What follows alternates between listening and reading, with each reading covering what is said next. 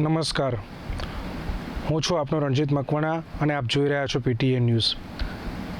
આપની સાથે એ વાત ઉપર ચર્ચા કરવી છે કે આમ તો ભાગવત કથાઓ અવારનવાર થતી હોય છે અને હિન્દુ સનાતન ધર્મની અંદર ભાગવત કથાનો અનેરો એક મહત્ત્વ પણ રહેલું છે.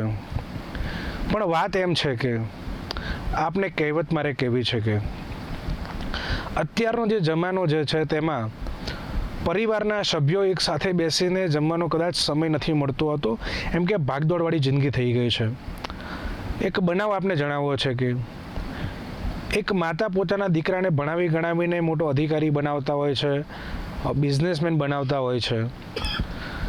ત્યારે એક દીકરો જે હોય છે એ પોતાની માતાએ એમને જે ભણાવી ગણાવીને મોટો કર્યો છે પણ માતાને ટાઈમ નથી આપી શકતા હોતા અને માતાથી થોડો અંતર રાખીને રહેતા હોય છે. ત્યારે તેની માતા એમને કહે છે કે બેટા તું દિવસના કેટલા રૂપિયા કમાય છે? ત્યારે દીકરો કહે છે કે હું લાખ રૂપિયા કમાઉં છું.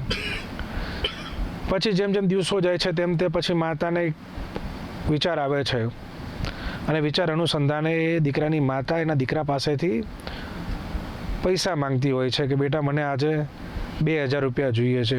દીકરો એટલો ધનવાન બની ગયો હોય છે કે એના માટે આટલા પૈસાનું કોઈ મૂલ્ય નથી હોતું એટલે આપી દે છે. ફરી થોડા દિવસ થાય છે ને કહે છે કે મારે 10,000 રૂપિયા જોઈએ છે. દીકરો ફરી એ પૈસા આપી દે છે.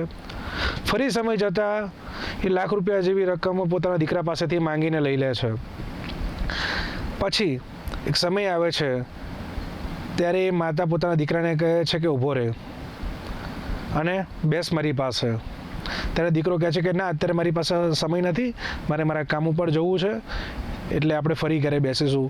ત્યારે માતા કહે છે કે ના બેસ, તે મને એવું કહ્યું હતું કે તારી દિવસની 1 લાખ રૂપિયાની કમાણી છે, તો આલે 1 લાખ રૂપિયા હું તને આપું છું અને આજનો દિવસ હું તારી પાસેથી હું માંગી રહ્યું છું કે આજનો દિવસ તું મને આપ, કેમ કે તું મારો વાલસોયો દીકરો છે અને તે મારી કુખે જન્મ લીધો છે. આજે મને મારા દીકરાને વાલ કરવો છે ને પ્રેમ કરવો છે.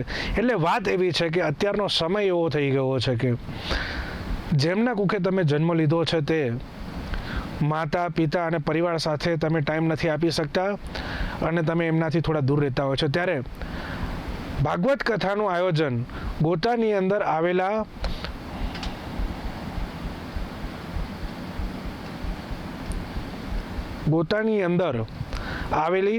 વીર સાવરકર હાઇટ્સમાં રહેતા હિંમત નાનજીભાઈ પરમાર, જેઓ જય માતાજી સાઉન્ડના નામે સાઉન્ડનું કામ કરે છે અને તેઓએ વિચારે છે અને આ એમના ફ્લેટમાં રહેતા યુવાનોને કહે છે કે આપણે આપણા માતા પિતા અને પરિવારજનો સાથે એક દિવસ તો ઠીક છે પણ એક મિસાલ ઊભી કરીએ કે આપણે હંમેશા એમની સાથે બેસીને જમીએ અને સાથે રહીએ ને સમય આપીએ. તેના માટે થઈને તેઓ વિચારે છે કે આપણે ભાગવત કથાનું એક આયોજન કરીએ. ત્યારે આ વીર સાવરકર હાઇટ્સની અંદર આ યુવાનો ભેગા મળીને ભાગવત કથાનું આયોજન કરે છે અને એ ભાગવત કથાના આયોજન પાસે જે બાપુ પાસે જાય છે કે જે આ કથા કરવાના હોય છે તેમને એમનો જે આઈડિયા છે એમને કહે છે. ત્યારે બાપુ પણ એવું કહે છે જે ભાગવત કથા કરવાના હોય છે તેઓ, ત્યારે તેમને એવું કહે છે કે મારે આ કથા ચોક્કસથી કરવી છે અને આનો કથાનો એક રૂપિયો પણ મારે એમની ફીસ પેટે લેવો નથી. તેથી આ કથામાં રોજ સાંજે લોકો ભેગા થાય છે અને સાથે બેસીને આ કથાને માણે છે.